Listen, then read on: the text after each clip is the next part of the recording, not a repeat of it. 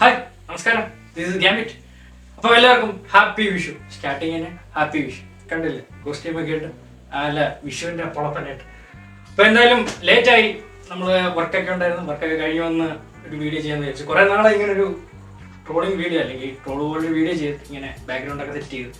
അപ്പോൾ എന്തായാലും നമുക്കൊരു വീഡിയോ കാണാം. വിഷു സംബന്ധമായിട്ടുള്ള വിഷു സംബന്ധിച്ച്, അതായത് കുറച്ച് കൃഷ്ണന്മാർ ട്രെൻഡായിട്ടുണ്ട്.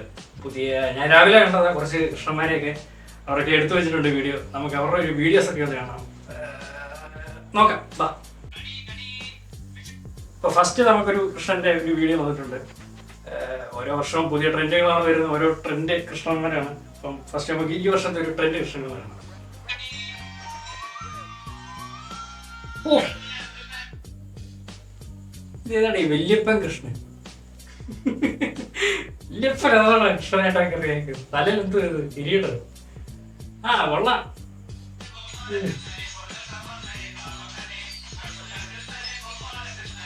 അത് കണ്ണങ്ങോട്ടൊരു യാത്ര.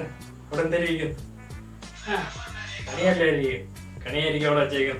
പുള്ളിയുടെ കണ്ണെല്ലാം അങ്ങോട്ടാണ് പോകുന്നത്. സൈഡിൽ എന്തെങ്കിലും കൈനീട്ടമെല്ലാം കാണുമായിരിക്കും. എന്തായാലും കൊള്ളാം. അപ്പം വേറൊരു വീഡിയോ ഉണ്ട്, ചെസ് നമ്പർ 2. നമുക്ക് ആ വീഡിയോ കാണാം.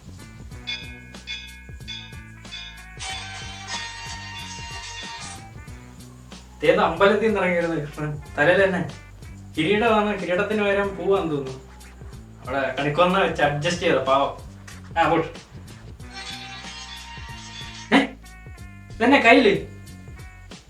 കയ്യിലെന്നെ പൈസ.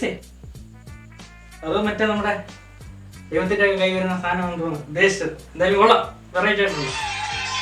എന്നോട് പുറയുന്ന കയ്യാ, 4 കയ്യും വരും. ഇത് വെറൈറ്റി കൃഷ്ണൻ.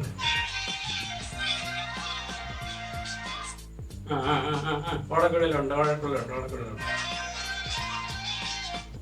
ഇതില്ല മറ്റേ ഇങ്ങനെ ഊതുന്ന സാധനം പോലെ ഉണ്ടല്ലോ ഓടക്കുഴലിടും. ഇവരൊക്കെ ഏത് കൃഷ്ണനാണ്?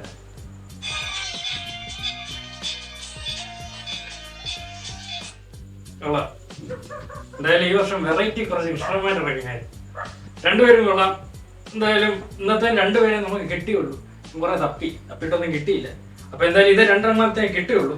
അപ്പം എന്തൊക്കെ വന്നാലും ആരൊക്കെ വന്നാലും നമുക്കൊരു കൃഷ്ണനാണ്. ആ കൃഷ്ണനെ നമുക്ക് തോന്നല്ല. ഇതിനെ കാണുമ്പോ കിട്ടുന്നൊരു ഇതിനെ കണ്ടില്ലെങ്കിൽ ഇത്ര വർഷങ്ങളായി ഇറങ്ങി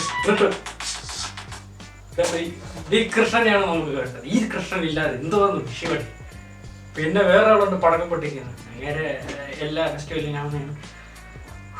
എന്തായാലും ഹാപ്പി വിഷു. ലേറ്റായി പോയി ക്ഷമിക്കുക.